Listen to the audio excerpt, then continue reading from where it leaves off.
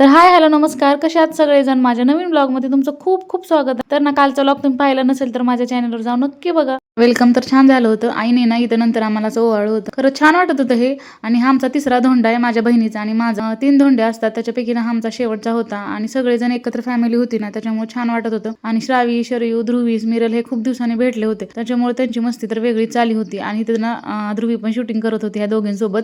Decoration तर खूप छान झालं होतं. आणि इथं ना 5 भांडी देतात, पण आईनं एक गोष्ट एक्स्ट्रा दिली होती ती म्हणजे गाय वासरू दिलं होतं. आणि ते म्हणतात की लेकीला देतात, छान असतं. दोघांनाही अंगठी केली होती माझ्या भाऊजींना आणि सगळ्यांची नाही तर माझ्या मस्ती चालू होती. तर व्हिडिओ पूर्ण बघा आणि आवडला तर चॅनलला नक्की सबस्क्राईब करा.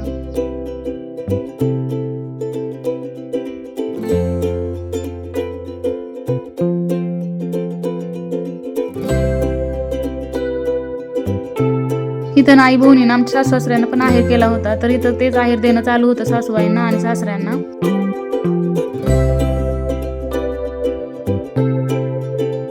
तर आमच्यासोबत ना माझ्या बहिणीचाही हा तिसरा धोंडा होता.